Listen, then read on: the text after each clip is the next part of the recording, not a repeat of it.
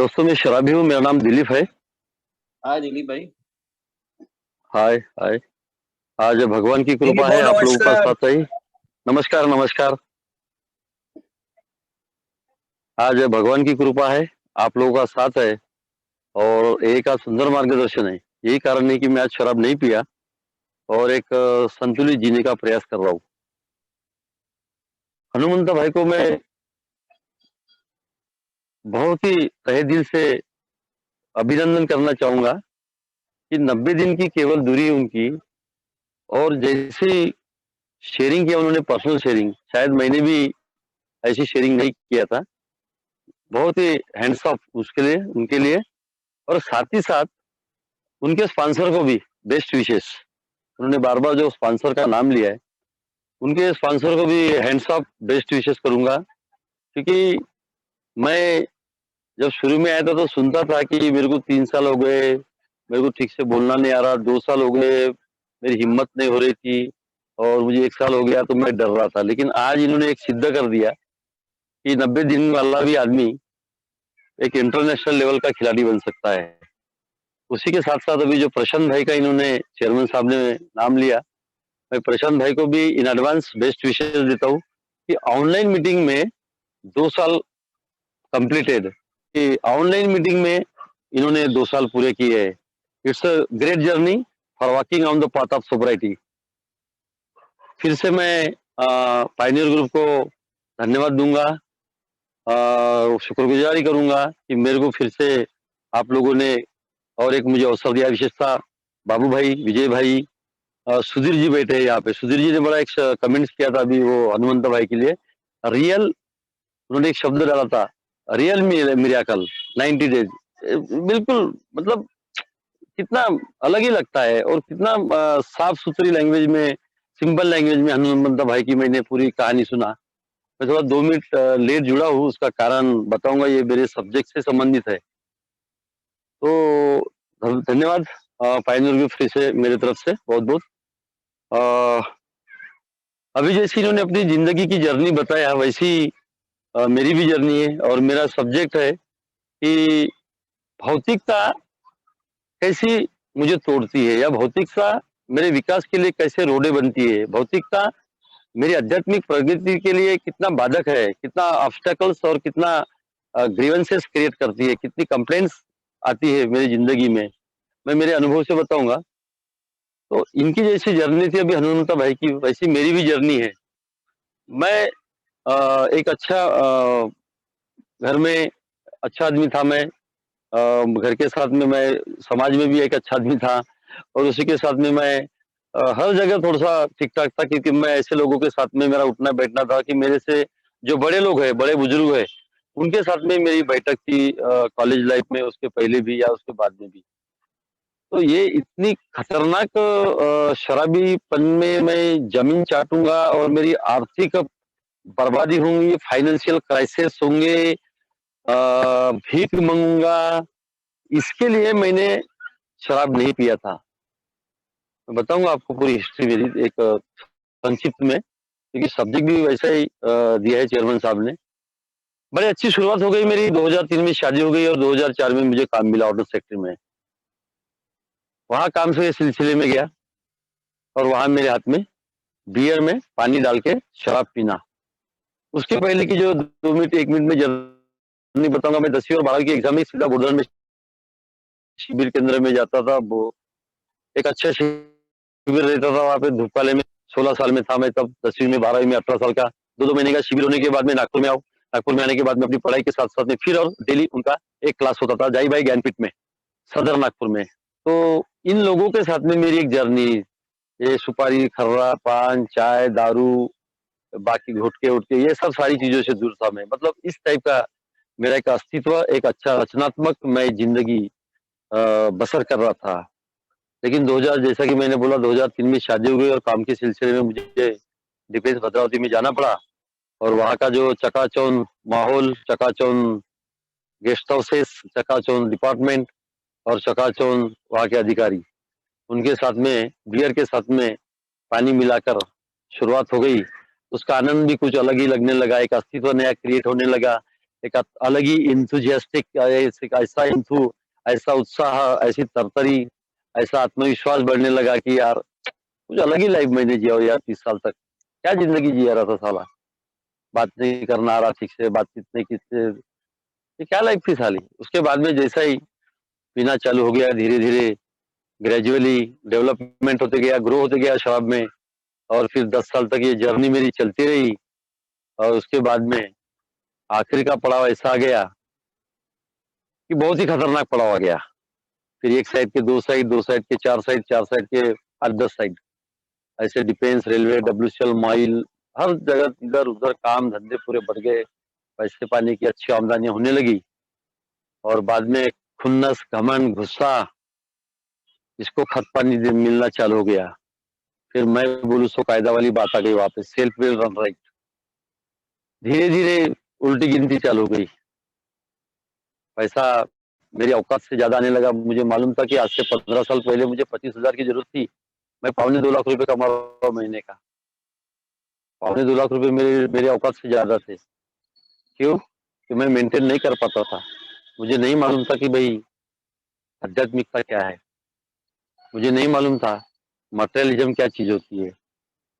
ऐसी ये जर्नी चलते रही। वैसा ही मेरा घमंड, घुन्नस और मेरा ईगो एकदम उफान पर। मैं किसी के बात की नहीं सुनने वाला इंसान बन गया। और उसके बाद में एक एक करके मेरी साइडें जाना चालू हो गई, क्योंकि शराब शराब शराब, केवल शराब, दूसरा कुछ भी नहीं।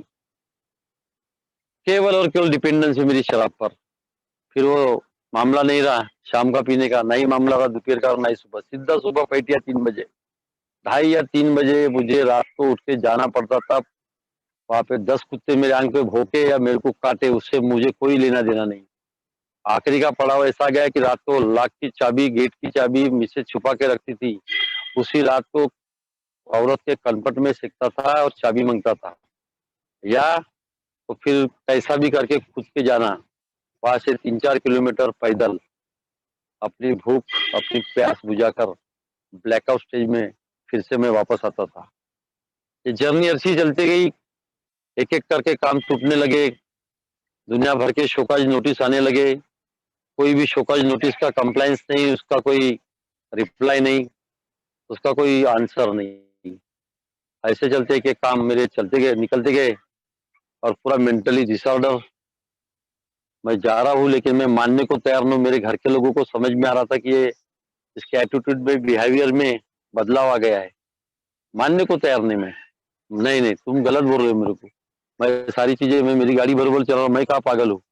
इस टाइप की धारणा मेरी बन चुकी थी। और धीरे धीरे दोस्तों, सब कुछ तहस नहस, सब कुछ तहस नहस। मतलब पूरी तरह चारों तरफ काम धंधे डूब गए। रेलवे ने 70 लाख का टेंडर, मेरा सेंट्रल रेलवे नागपुर ने मुझे बाहर कर दिया। और मेरा सिक्योरिटी डिपॉजिट था, वहां पे परफॉर्मेंस गारंटी थी 19 लाख रुपए, वो फॉरफिट कर दिया कैश, जिसमें सब कुछ मेरा चला गया। फिर क्या देखना है अभी आलम, अभी तो काम धंधे है नहीं।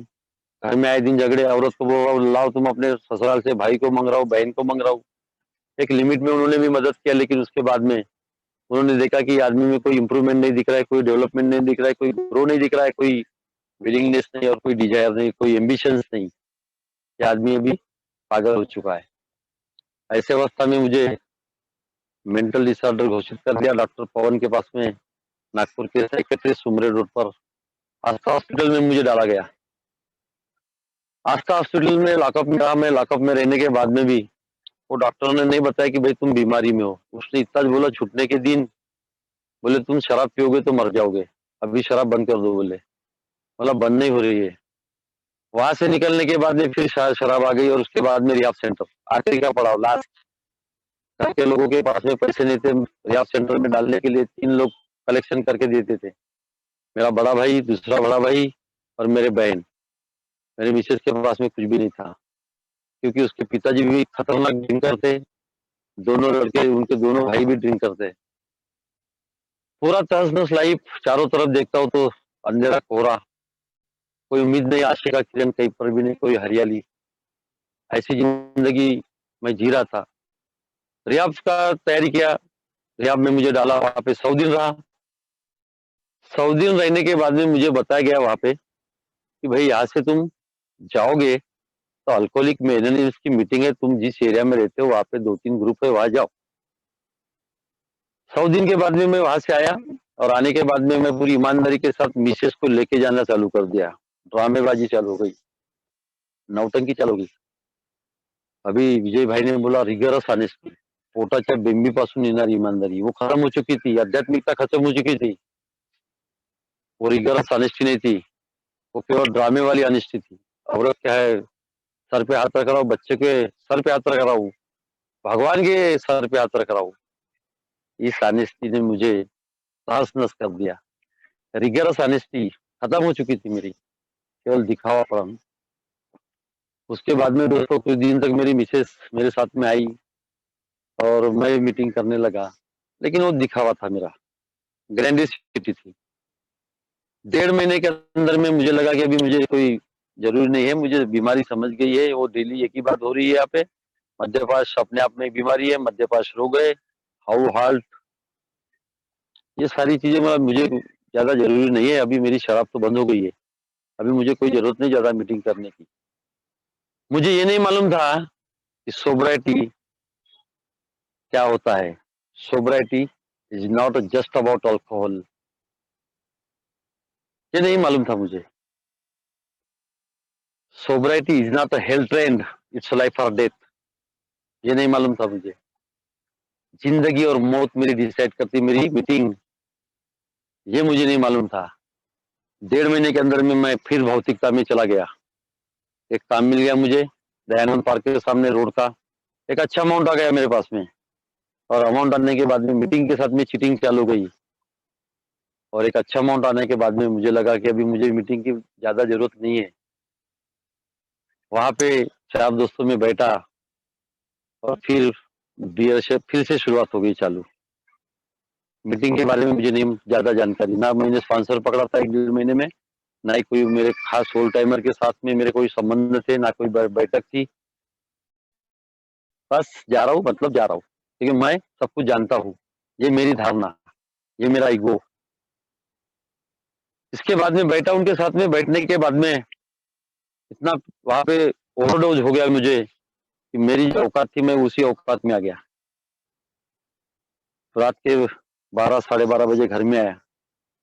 मिसेस ने बड़ा अच्छा खाना बना के रखा था, रानी रोटी और मटन की भाजी। उसको लगा कि यार ये अभी कुछ दिन से शराब से दूरी है तो बड़ा अच्छा वातावरण है, अच्छी चीज़ें बनाना चाहिए। उसकी उसकी सोच अच्छी थी। 12 साढ़े 12 बजे आया, मैं चिंदी का साफ किया और जितना भी उसने बना के रखा था घर में मैंने फेंकना चालू कर दिया। मटन की सब्जी, रानी रोटी, चावल तहस-नहस फेंक-फाक। 2 छोटे बच्चे को खड़ा कर दिया, एक 6-7 साल का लड़का और एक 10-11 साल की लड़की। सपासप अलमारी से मिसेस की 25-30 साड़ियाँ और 25-30 सलवार सूट निकाल के हाथ में बड़ी कैंची लिया, औजार लिया और वो काटना चालू कर दिया। भीग हो गया मेरे सामने बहुत बड़ा। बच्चे बिलख रहे हैं, बच्चे रो रहे हैं, बाप अभी क्या करेंगे, हाथ में औजार है, बड़ा कैंची है। जो कैंची थी मेरे हाथ में वही कैंची मैंने मेरी मिसेस को लगा दिया गले में। इतना मेंटल डिसऑर्डर हो गया था मैं। उसके बाद में जो तमाशा हो गया घर में कि जिसकी कोई हद नहीं। उसी रात को जिस अवस्था में थी मेरी लड़की, लड़का और मेरी मिसेस, साढ़े 12-1 बजे मुझे छोड़ के चले गए। जाने के बाद में ऐसे देख रहे थे कि अभी आदमी अगर हम लोग रहेंगे तो कहीं यहाँ पे 1-2 मर्डर ना हो जाए, 1-2 लाशें गिर सकती है। इस टाइप का मेरा बिहेवियर, एक रिबेलियन बन गया मैं, विद्रोही, विध्वंसक, इस टाइप की मेरी मेंटालिटी बन गई थी। एक रचनात्मक अस्तित्व जीने वाला इंसान विध्वंसक बन गया। Creativity is the highest rebellion in existence.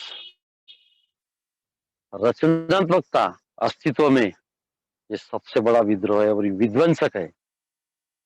ये धीरे धीरे इधर आने के बाद में समझने लगा ये मैंने कर चुका, ये मेरी वास्तविकता थी।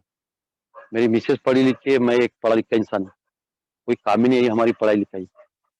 उसी रात को चला गया मेरा परिवार, रात के 12:30-1 बजे भागते हुए गया, भागते हुए। दोस्तों उसके बाद में मैं और रास्ते पर आ गया। जिस घर में रहता था उसी घर मालक ने मेरा सामान फेंक दिया। जो कभी मैंने ऑर्डिनेंस फैक्ट्री नागपुर में डिफेंस के सामने मकान लिया था, उसका उद्घाटन नहीं किया, उसके पहले मैंने उसको बेच मार दिया था। और रास्ते पे आने के बाद में 6-7 महीने घाटों में मेरी जिंदगी गई। घाटों में इसलिए जिंदगी गई कि मुझे रहने के लिए जगह नहीं थी। भाई ने भगा दिया था, बहन ने भगा दिया था। औरत अपनी माँ के घर में चली गई और मैं रोड पे आ गया। घाटों में जाके अपना 6-7 महीने टाइम पास किया। और उसके बाद में ऐसा लगा कि अभी मेरे पास में बचा कुछ भी नहीं। I am not in existence. मेरा पूरी तरह मट्टी फलित हो गया है अस्तित्व। जो एक अस्तित्व था मेरा रचनात्मक, वो खत्म हो चुका है। अभी जिंदा रह के करना क्या है। मटेरियलिज्म खतरनाक चीज होती है, ये मुझे नहीं मालूम था। भौतिकता मुझे अंधा कर देंगी, मुझे नहीं मालूम था। भौतिकता मुझे मेरी मौत के कगार पर लेके जाएंगी, मुझे नहीं मालूम था। प्रोग्राम छोड़ दिया था मैंने। दोस्तों ऐसे ही जी रहा था। फिर करना क्या है। अभी 4-8 दिन पहले से सोच बन गई कि अभी आई कमिट टू सुसाइड। अभी जिंदा रह के कोई मतलब नहीं, मरना है। 2 टाइम्स कर चुका था मैं पहले ही, वहां से बाल बाल बच गया था, ग्रेस ऑफ गॉड। 20 जनवरी 2017 मेरी जिंदगी में आई। अभी बोला 20 जनवरी को सुबह अपना काम भारी करना है, लेकिन उसके पहले एक काम करना है। वो काम था, मेरे भाई ने मुझे पढ़ाई लिखाया, मेरी मेडिसिन किया, मदद किया, मेरा हॉस्पिटल किया, मेरा एजुकेशन किया, सब कुछ किया। उसकी माफी मांगू और अपना काम तमाम करूं, ये विचार 20 जनवरी 2017 को सुबह है। मैं गया, मेरे भाई ने गेट से भगा दिया, get out from here. Mental disorder लोगों के लिए जगह नहीं, बोले तू मेरे लिए मर गया और मैं तेरे लिए मर गया। तो आज मर जा, बोले तीसरे दिन मैं करूंगा। मैं ये लैंग्वेज थी मेरे भाई। दोस्तों with in a fraction of second, आंखों की झलक झपक नहीं गिरती, उसमें से 1 साल का एक सोबर मेंबर मुझे रोका। दिलीप बोले क्या अवस्था है तेरी, कितने दिन से नहाया नहीं, कितने दिन, मतलब 7 महीने हो गए, फिर क्या करना है, दारू छोड़ना है क्या। बोले मतलब फालतू की बातें मत कर, सब कुछ हो गया, नामी डॉक्टर फेल, साइकेट्रिस्ट फेल और या सेंटर फेल, अब तू फालतू की बातें मत कर। रुक यार, बोले तेरी इच्छा है क्या। बोले मतलब कितनी बार इच्छा किया मैंने, नहीं हुआ, नहीं हुआ। एक ही मीटिंग, मतलब वो भी हो गई। ध्यान था क्या, बोले तेरा, वो छोड़ दे, सब फालतू की बातें है, मेरे को मत बता। दोस्तों उसने थोड़ा सा मेरे को बोला कि एक बार देख ले, बोले मैंने तेरे को देखा है, बोले 15 साल तेरा पद प्रतिष्ठा पैसा और प्रेस्टीज, वो भी पंचशील नगर से था, मैं भी पंचशील नगर नागपुर से, एक ही एरिया में रहने वाले। मेरा तामझाम देखा था उसने। दोस्तों उसने बोला मुझे, यही पायनियर ग्रुप का 2 दिन का प्रोग्राम था वहां पे, 20 जनवरी और 21 जनवरी 2017 को। वहां पे 250 या 300 रुपये फीस था, मेरे पास में 1 भी रुपया नहीं था कितने महीनों से। तुम चलो, बोले बाकी में हम देख लेते। दोस्तों 2 दिन रहा मैं वहां पे। पहले दिन बॉडी से पूरा पसीना निकल रहा है, सराबोर मेरा शरीर, जबकि वो जनवरी महीने की ठंडी, जनवरी की आप लोग सब जानते हैं, 15-20 सालों की शराब, बॉडी से पूरा पानी निकल रहा है। पहले दिन कुछ भी नहीं समझा। मेंटल डिसऑर्डर्स, कल काम नहीं कर रही थी, मेरी खोपड़ी काम नहीं कर रही थी, चेतना मेरी मर चुकी थी शराब की वजह से। पहला दिन कुछ नहीं समझा, दूसरे दिन भी कुछ नहीं समझा। कौन चेयरमैन थे, कौन शेरर थे, क्या सब्जेक्ट थे, मुझे कुछ भी नहीं मालूम। लेकिन एक बात भूली गई थी वहां पे, आते रहो, आते रहो, बोले तुम्हारा जो गया है वो अलिखित तवा है, अल्कोहलिक एंस का आएगा। एक आशा और एक होप मिली दोस्तों। और उसके बाद में एक जर्नी चालू हो गई। रहने के लिए जगह नहीं, एक मेंबर ने जगह दे दी, आप 15 दिन जब तक बोले तेरे पास में काम धंधे नहीं आएंगे, तुम बोले रह सकते हो। ऊपर में रहना चालू हो गया, टेरिस पे, खिड़की नहीं, दरवाजा नहीं, कुछ नहीं। 8 दिन के बाद में एक छोटा सा जॉब मिल गया। 15 दिन, 9वें दिन में मेरी माँ का डेथ हो गया। जर्नी चलती रही, परिवार था नहीं साथ में, रहने के लिए कोई जगह नहीं। लेकिन दोस्तों मीटिंग की शुरुआत हो गई। 90 दिन 90 मीटिंग करो, बोले जैसे भी हनुमंता भैया ने किया।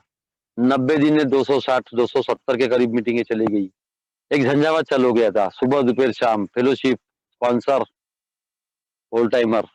जो भी मेरे अंदर में ग्रीवेंसेस थे मैंने बताना चालू कर दिया, जो भी मेरे अंदर में हर्डल्स थे मैंने बताना चालू कर दिया।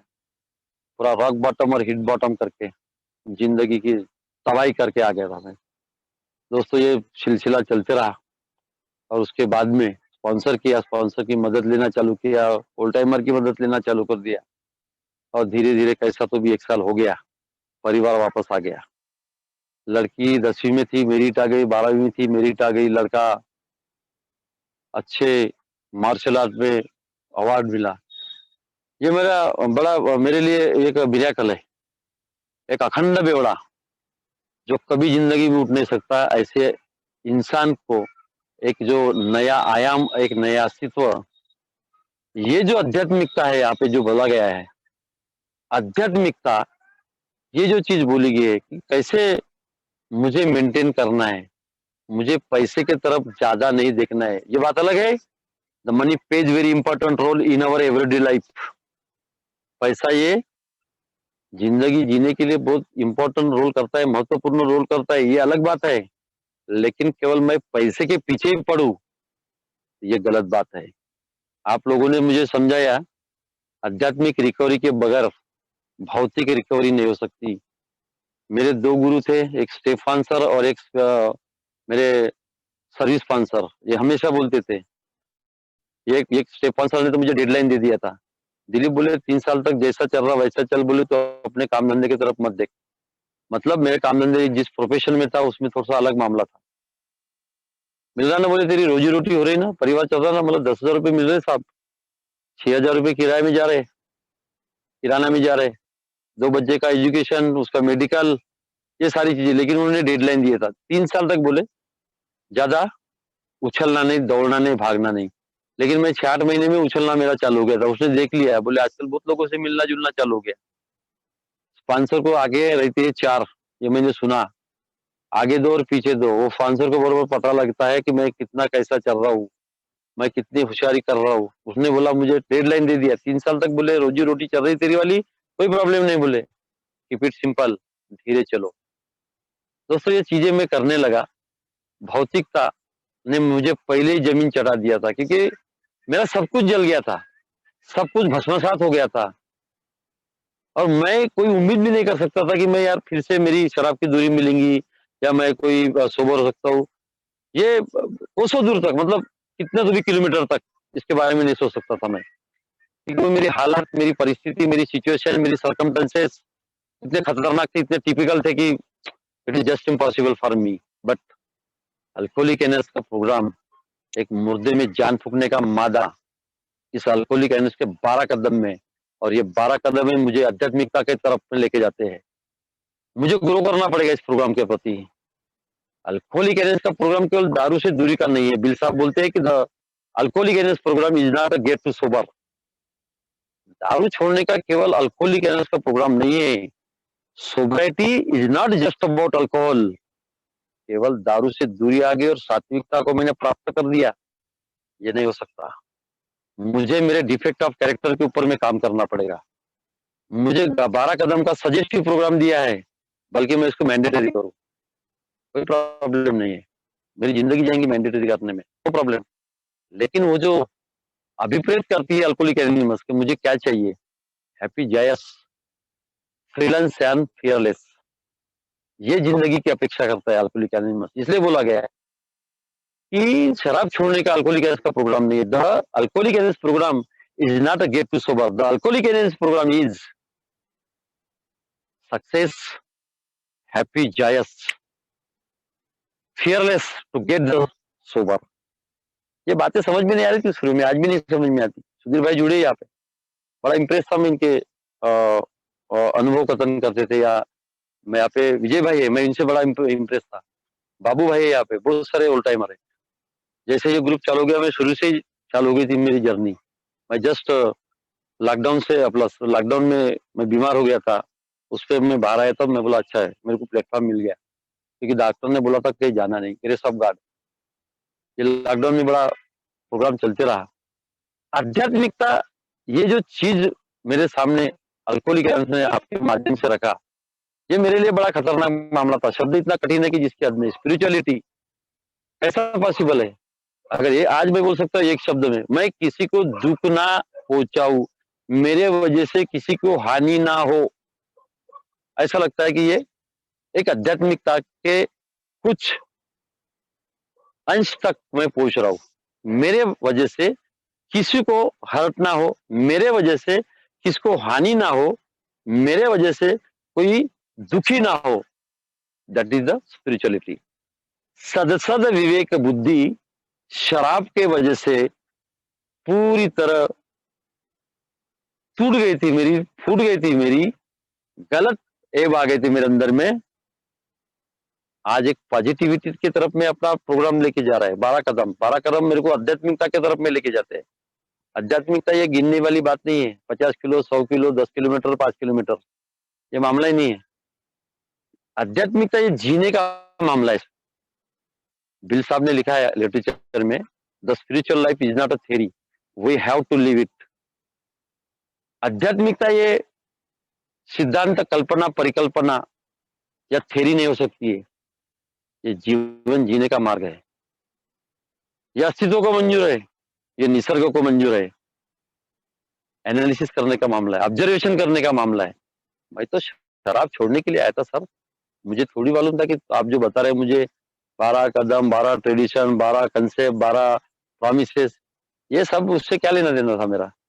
इसीलिए बोला गया है कि भाई केवल और केवल शराब छोड़ने का प्रोग्राम नहीं है यहाँ पे। 90 दिन अगर रिगर और ऑनेस्टी के साथ में, जो अभी बाबू ने बताया, विजय भाई ने, रिगर और ऑनेस्टी के साथ में अगर इस प्रोग्राम को मैं फॉलो करता हूँ, अपनी जिंदगी में अप्लीकेबल करता हूँ, तो धीरे धीरे ग्रेजुअली मेरी शराब से दूरी होती है। लेकिन सब कुछ नहीं है।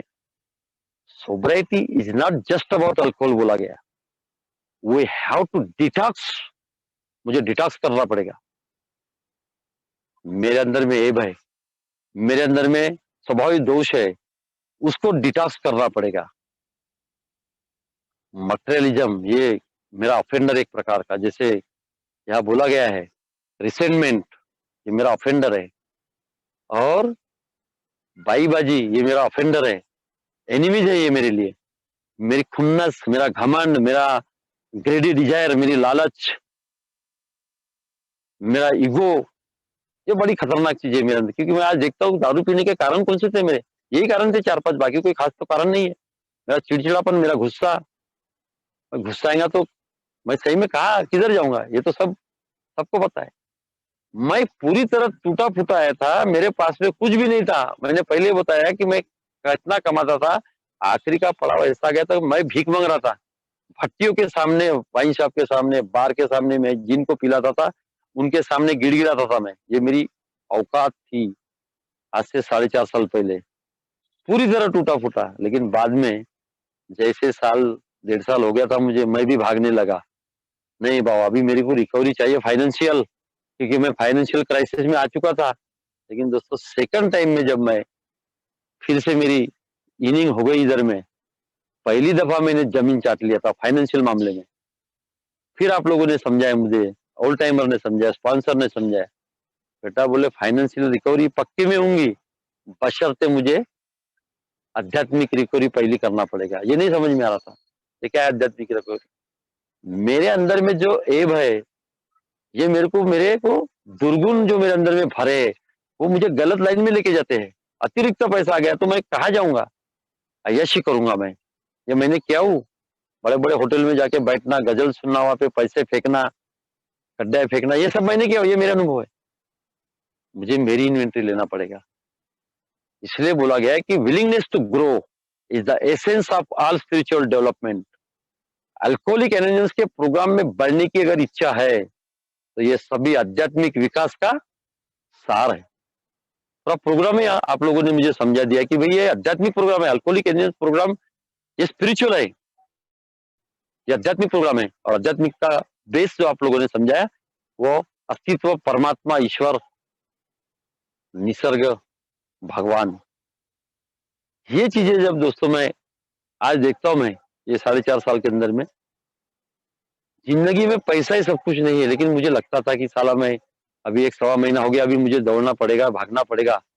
मैं मेरी रिकवरी के तेल लेने, मैं उसकी तरफ नहीं देख रहा हूं। मैं मेरी रिकवरी फाइनेंशियल ग्रोथ, इधर उल्टा बताया।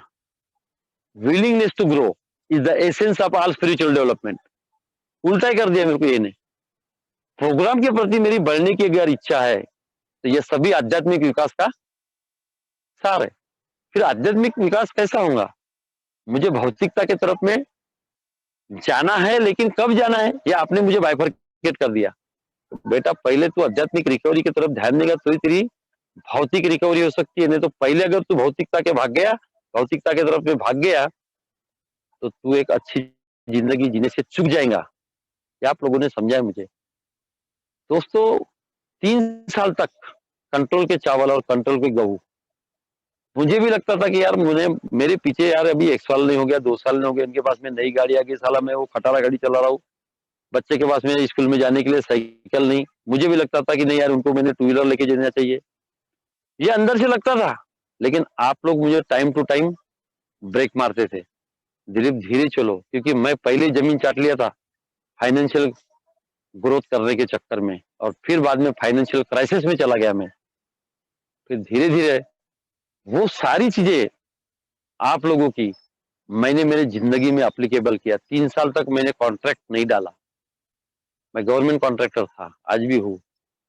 3 साल के बाद में पहला टेंडर डाला मैंने, पहला ही टेंडर लग गया। एक ए के बाहर के मेंबर है, ए के बाहर के सदस्य है, उनकी मदद लिया, उनको ये 1 साल में 15 टेंडर दे दिया। मेरा जो कंसल्टेंसी चार्ज है वो मुझे मिलता है। मेरे नाम से, मेरे खुद के फर्म के नाम से आज 9 टेंडर है, जमीन पर पैर है आज। मीटिंग के साथ में चीटिंग नहीं कर सकता मैं। मैंने पहले बोला कि sobriety is not health trend, it's life और डेथ। 4 साल हो गए, शरीर अच्छा बन गया, मानसिकता अच्छी बन गई, समाज में पूछ रहे हैं, घर में कॉग्निजेंस लिया जा रहा है, अच्छे कपड़े डाल रहा हूँ, ये सब कुछ नहीं है। इट्स लाइफ और डेथ, जिंदगी और मौत का प्रोग्राम है मेरे लिए। ये आप लोगों ने मुझे समझाया। अगर मैं इस मीटिंग से चीटिंग करता हूँ, फेलोशिप से चीटिंग करता हूँ, स्पॉन्सर की मदद नहीं ले रहा हूँ, केवल नाम के खातिर स्पॉन्सर को बना दिया हूँ, साल में एक बार फोन करूंगा, ये सब नहीं चलेंगे, आपने समझा दिया। प्रोग्राम आध्यात्मिक है तो मुझे उस आध्यात्मिकता के लाइन पर जो जो समस्या है उससे मुझे निजात पाना पड़ेगा, क्योंकि कॉम्प्रोमाइज नहीं कर सकता मैं इस प्रोग्राम के साथ में। Compromise is the enemy of spiritual programs. आध्यात्मिक कार्यक्रम के साथ में मैं एडजस्टमेंट कर नहीं सकता, क्योंकि अगर ऐसा करता हूं तो उस प्रोग्राम के साथ में मैं दुश्मनी मोड़ लेता हूं। Compromise is the enemy of spiritual program, इसलिए बोला गया है। ये आध्यात्मिक प्रोग्राम है, इस आध्यात्मिक प्रोग्राम के साथ में मैं समझौता नहीं कर सकता हूं मैं। अगर मैंने समझौता करने का प्रयास किया तो मैंने दुश्मनी मोड़ लिया। कितना खतरनाक प्रोग्राम दिया है। It's miracle and I am also miracle. जो कभी नहीं सोच सकता था कि सही में मैं खड़ा हो पाऊंगा। आज से 4.5 साल पहले की बात है, सब लोगों ने हाथ ऊपर कर दिया, पूरा परिवार ने हाथ ऊपर कर दिया, तू कल मर आज मर, तीसरा दिन तैयार। ये मेरे पूरे परिवार के लोगों के शब्द थे।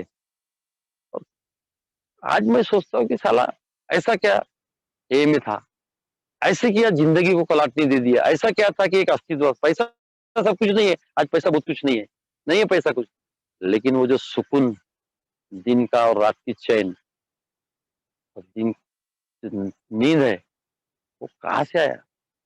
कल तक परिवार नहीं पूछता था, बच्चे नहीं पूछते थे, कुछ नहीं कुछ नहीं। आज दिन में 4 बार फोन आते, लड़की कहाँ लगाएगा, पप्पा कहाँ पे हो। अभी रिसेंट का उदाहरण दूंगा मैं, मेरे घर में एक दाम्पत्य आके बड़े बैठे थे, एक, यही फाइनेंशियल की बात जो सब्जेक्ट है उसके ऊपर बोलूंगा। 70 साल के एक गृहस्थ और उसकी मिसेज 60 साल की, 6:30 बजे से बैठे मेरे घर में, 9:15 बजे तक।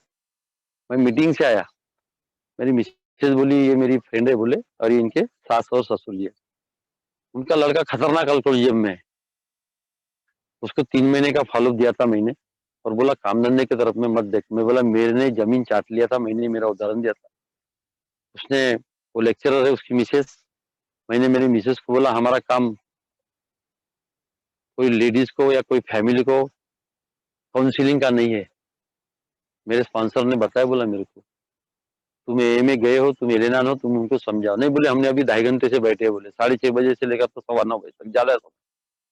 लेकिन उनके जो ससुर जी थे वो मेरे पुराने साथी थे, एक बड़े रैंक से रिटायर्ड हुए, डिफेंस से, CDA, control of defence accounts, लाल दीवा। क्या करती है शराब, फाइनेंशियल, क्या करती है शराब।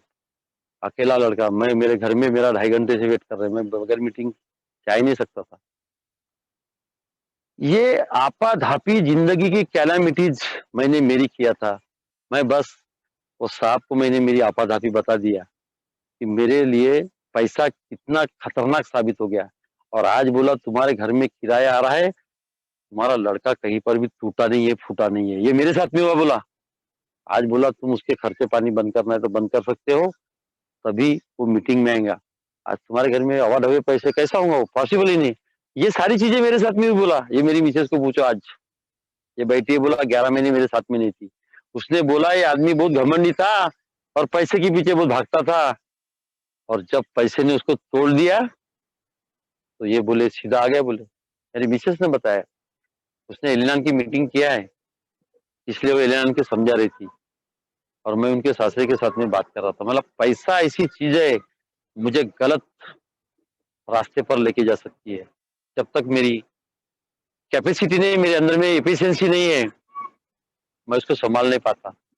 तब तक तो बोला ये करना पड़ेगा। मैंने 3 साल एक 10,000 की नौकरी किया। बोला 4 लोग घर में, किराए का मकान है, लेकिन मेरे ओल्ड टाइमर ने और मेरे स्पॉन्सर ने बोला था कि दौड़ मत, भाग मत, जो गया हुआ है वो वापस आएगा।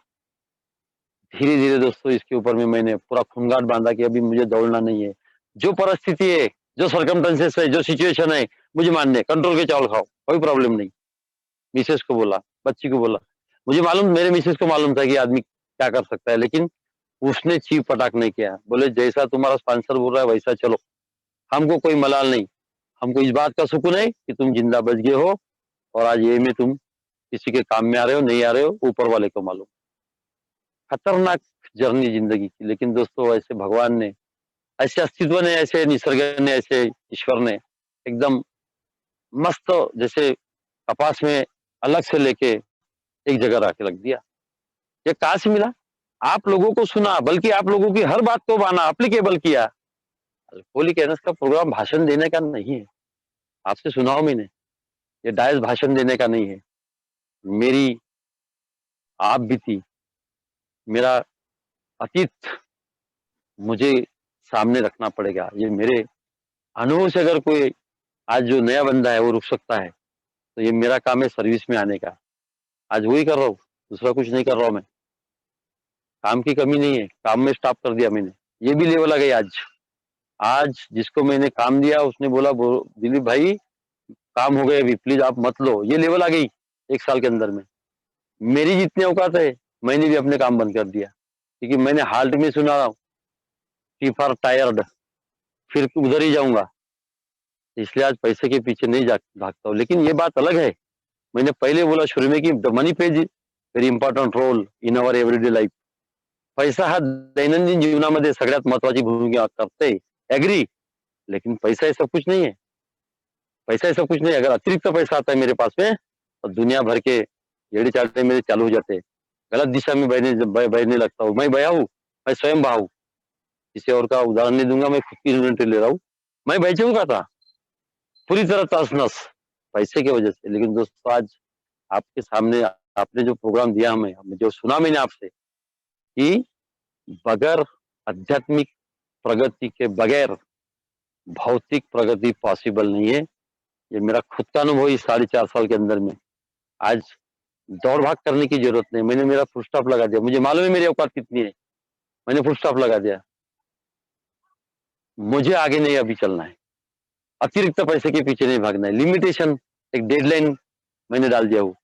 और पूरा टाइम थोड़ा बहुत जो भी सुबह 3 घंटे मुझे सर्विस स्ट्रक्चर सर्विस के लिए देना है, शाम को देना है, इंटरव्यू को देना है, कोई नए भाई को देना है, इसमें बड़ा अलग लगता है मेरे को.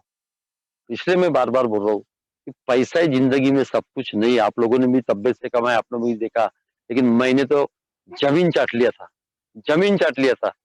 इसलिए आज बाल खड़े हो जाते हैं कि अतिरिक्त मैं काम करूं और फिर मैं मीटिंग के साथ में चीटिंग करूं.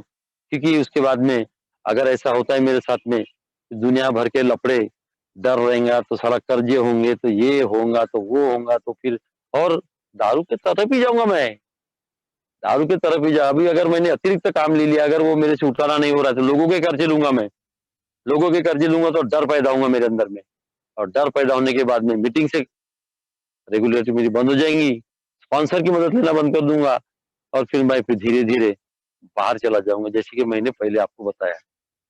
तो आज ये जो भौतिकता है मुझे सेकेंडरी पार्ट में लेके जाती है और आध्यात्मिकता मुझे प्रायोरिटी पर रखना चाहती है। तो इस लाइन पर दोस्तों मैं आज काम कर रहा हूँ और आपके जो गाइडलाइन है या आपका जो मार्गदर्शन रहता है मुझे इसी लाइन पर एक काम करता हूँ और एक हैप्पी जायस जो अभिप्रेत जिंदगी है अल्कोहलिक एनर्स को, वो फियरलेस लाइफ, एक डर मुक्त जीवन, बिंदास लाइफस्टाइल, पैसा ही सब कुछ नहीं है, लेकिन उसके अलावा भी बड़ी अच्छी सुकून की और बड़ी अच्छी जिंदगी, बड़ा सुकून है आज घर में। सुधीर भाई ने एक बात बोला था कि मेरी दीवारें भी हंसती है। यस सुधीर भाई, मैंने भी मेरे बर्थडे में बोला था। ये कहाँ से, इट्स नॉट अ जोक। मैंने भी बोला था कि आज मेरे घर की दीवारें हंसती है। क्या क्या क्या लाइफस्टाइल चलेगी, कैसी हो गई लाइफ। इसमें स्पॉन्सर की मेरी बहुत बड़ी भूमिका है, आप लोगों की ओल्ड टाइमर की बहुत बड़ी भूमिका है। नहीं तो I am culprit person, hopelessness person. आज ये समझ में आता है कि मैं ऐसे बीमारी में फंसा हूँ, जब भी बोला कोई कैप्सूल नहीं है करके। हमारे लिटरेचर में लिखा है कि there is no chemical solution to a spiritual malady. आध्यात्मिक समस्या का रासायनिक उपाय नहीं है। जब इस चीज को मैंने मान लिया हो तो मुझे भौतिकता की तरफ नहीं जाना है अभी। बस मेरा बच्चों का एजुकेशन जो भी है, मेरा घर का संचालन जो भी है और मेरा खुद का पेट्रोल पानी जो भी है, मैं उसमें बड़ा खुश हूँ। और ज्यादा भौतिकता के तरफ में पता नहीं है, प्रोग्राम पे आने के बाद में ऐसी ईगरनेस नहीं है या ऐसी कोई डिजायर नहीं है या ऐसी कोई ग्रीडी डिजायर नहीं है, लालच नहीं है कि साला अभी और भी करना चाहिए, उम्र तो हो गई, अभी 50 पार कर लिए, 5 साल के में 10 साल में मर जाऊंगा, तो दौड़ भागो करो, हड़बड़ी करो। ये सब नहीं है दोस्तों। जो भी वर्तमान में परिस्थिति है वो जो मैं जी रहा हूँ और मेरे साथ में मेरा परिवार भी आज एक प्रगति पथ पर है, एक सुकून की नींद और चैन ले रहे हैं ऑन बिहाफ ऑफ अल्कोहलिक एनिमस। केवल और केवल आप लोगों के अनुभव और ये जो प्रोग्राम मुझे दिया है आप लोगों ने, ये इसके ऊपर मैं चलने का प्रयास करता हूँ। चलने का प्रयास, क्योंकि बिल साहब ने लिखा है कि चलना पड़ेगा, बताने से नहीं होगा। Spiritual life is not a theory, we have to live it. ये बात थोड़ी सी मुझे स्पार्क हो गई है, इसलिए मैं इस प्रोग्राम पर ये जो 12 कदम के जो रास्ते हैं उस रास्ते पर, क्योंकि 12 कदम है मुझे आध्यात्मिकता के तरफ में लेके जाते। दूसरी तीसरी कोई चीज मुझे आध्यात्मिकता की तरफ में नहीं लेके जा सकती। पहला कदम से लेकर 12वें कदम तक अगर इस कदम को मैं जिंदगी में अपने एप्लीकेबल करता हूँ तो यही मेरी आध्यात्मिकता में ग्रोथ होती है। और इसलिए बोला गया है कि willingness to grow is the essence of all spiritual development. मेरी अल्कोहलिक एनर्स के प्रोग्राम में बढ़ने की अगर इच्छा है तो ये सभी आध्यात्मिक विकास का सार है। Thank you very much chairman साहब, आपने मुझे मौका दिया और सभी सभी का तहे दिल से धन्यवाद। आप लोगों ने शांति से सुना। Thank you.